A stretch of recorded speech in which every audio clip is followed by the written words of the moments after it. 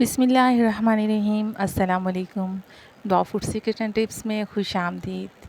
Viewers, करेलों का मौसम हो और करेले ना बनाए जाएं, ऐसा तो हो ही नहीं सकता। तो आज हम बनाएंगे करेले, और वो भी इस तरह से बनाएंगे कि बिल्कुल भी कड़वे नहीं होंगे। मैं आपको कुछ टिप्स एंड ट्रिक्स बताऊंगी जिनको फॉलो करके आप इस मसले से निकल सकते हैं। तो आइए बनाना स्टार्ट करते हैं। इसके लिए वीडियो को एंड तक देखिएगा। यहाँ पे मैंने लिया तकरीबन आधा किलो से ज़्यादा करेले हैं। उसके अलावा लिया मैंने बीफ, प्याज लिया है मैंने 2 अदद लार्ज साइज़ के, और टमाटर मैंने इसे 4 से 5 अदद लिए हैं। और इसके अलावा मैंने लिया है लहसुन अदरक का पेस्ट। सबसे पहले कुकर में मैंने गोश्त को डाल दिया है गलाने के लिए। इसमें डाला है प्याज, इसके साथ इसमें जाएगा टमाटर। अच्छा, टमाटर इसमें आपने कुछ ज़्यादा लेना है ताकि इससे करेले की कड़वाहट भी कम हो जाएगी, उसमें बहुत अच्छा फ्लेवर आएगा। और इसमें कुछ खड़े मसाले लूँगी, जिससे मैंने लिया ज़ीरा, दालचीनी, काली मिर्च, लौंग और एक अदद बड़ी इलायची। इसको इसमें शामिल कर देंगे।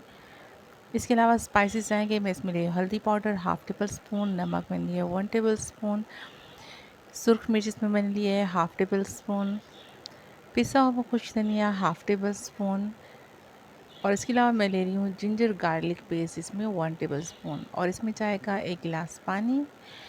इसके बाद हम इसको कवर करके चूल्हे पे रख देंगे तकरीबन 12 मिनट के लिए, या जब तक हमारा गोश्त गल जाएगा। करेलों को छील के मैंने इसके बीज को रिमूव कर दिया है और इसको छोटे छोटे पीसीस में कट कर दिया है। अब यहाँ पे आपने इस रेसिपी को बड़े गौर से देखना है कि हमने इसकी कड़वाहट कैसे ख़त्म करनी है।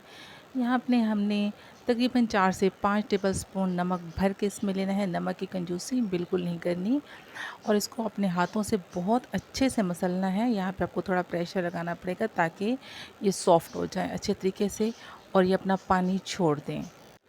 करेलों को मैंने तकरीबन 1 से 1.5 मिनट बहुत अच्छे से मसला है। आप देखें इसका पानी निकल चुका है, कड़वा पानी। अब ये कुछ सॉफ़्ट भी हो चुके हैं। यहाँ मैं इन करेलों को टैप से अच्छी तरह से वॉश कर लूँगी। करेलों को 2-3 बार बहुत ज़्यादा पानी डाल के इसको मसल के हमने अच्छी तरह से वॉश कर लेना है। पानी हमने खुला इस्तेमाल करना है। अब इसको हमने निचोड़ लिया तमाम पानी, और ये मैंने इसमें बास्केट में डाल दिए करेलों को।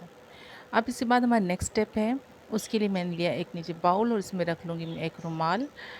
अच्छा, इसमें अब हमने करेलों को डालना है, जितने भी करेले हमने वॉश किए हैं, और रुमाल को हमने मज़बूती से पकड़ के इसको घुमा लेना है और इसको अच्छे से निचोड़ना है।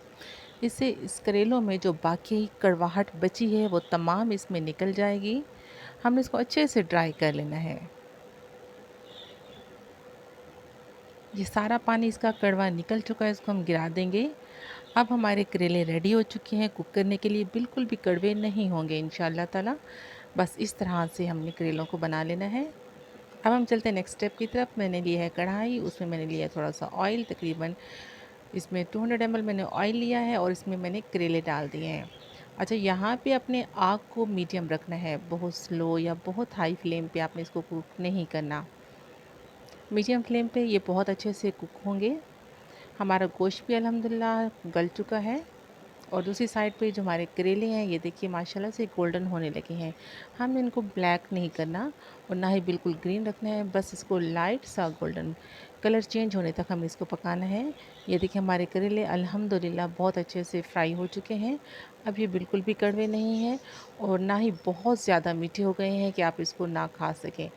ये मीडियम है, बहुत अच्छा इसका फ्लेवर आएगा। अब इसी ऑयल में हमने जो गोश्त को गलाया था वो इसमें डाल देंगे और इसको पकने के लिए ठहरा देंगे।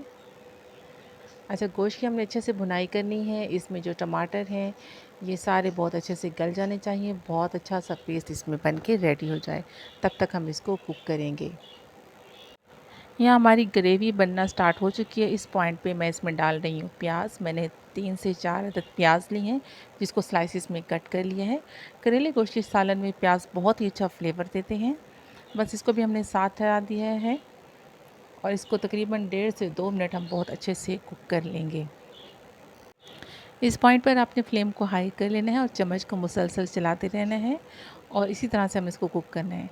और साथ ही हमने जो करेले फ्राई किए थे, इस टाइम पे हम करेले भी इसमें शामिल कर देंगे ताकि इन सब का जायका एक दूसरे में मिक्स हो जाए।